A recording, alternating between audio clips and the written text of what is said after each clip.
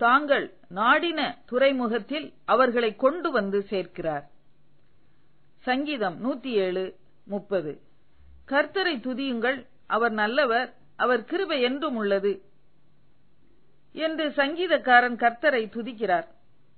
மேலும் யார் யாரெல்லாம் கர்த்தரை இவ்விதமாக துதிக்க வேண்டும் என்று ஒரு பட்டியலையும் போடுகிறார். கப்பலேறி கடல் யாத்திரை பண்ணி திரளான தண்ணீர்களிலே தொழில் செய்கிறவர்கள் கர்த்தரை துதிக்க வேண்டுமாம். ஏனென்று அவரே காரணத்தையும் கூறுகிறார்.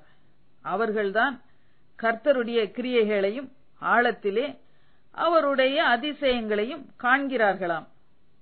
கர்த்தர் கட்டளையிட பெருங்காற்று எழும்பி அதன் அலைகளை கொந்தளிக்க பண்ணும்.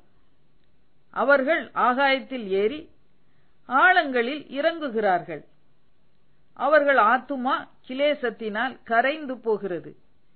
வெறித்தவனைப் போல் அலைந்து தடுமாறுகிறார்கள். அவர்களுடைய ஞானமெல்லாம் முழுகி போகிறது. அப்பொழுது தங்கள் ஆபத்திலே அவர்கள் கர்த்தரை நோக்கி கூப்பிடுகிறார்கள். அவர்கள் இக்கட்டுகளுக்கு அவர்களை நீங்கலாக்கி விடுவிக்கிறார். கொந்தளிப்பை அமர்த்துகிறார். அதன் அலைகள் அடங்குகிறது. அமைதல் உண்டானதின் நிமித்தம் அவர்கள் சந்தோஷப்படுகிறார்கள்.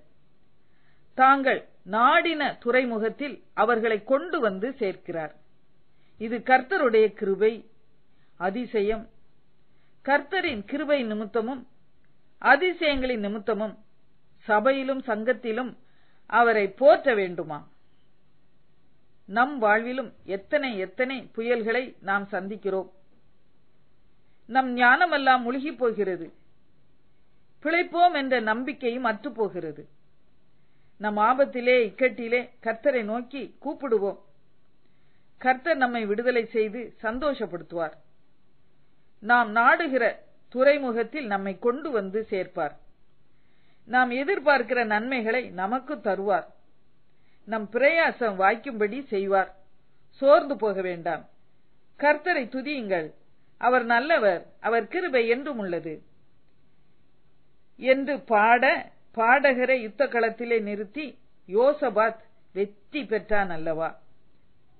நாமும் அவ்வாறே துதிப்போம், வெற்றி பெறுவோம். கர்த்தருடைய நாமம் மகிமைப்படட்டும். ஜெபம். எல்லாம் வல்ல தகப்பனே, நான் நாடுகிற துறைமுகத்தை நீர் அறிவீர். நான் எதிர்பார்க்கும் நன்மையை எனக்கு கட்டளையிட்டு என்னை ஆசீர்வதிப்பீராக. ஆமேன்.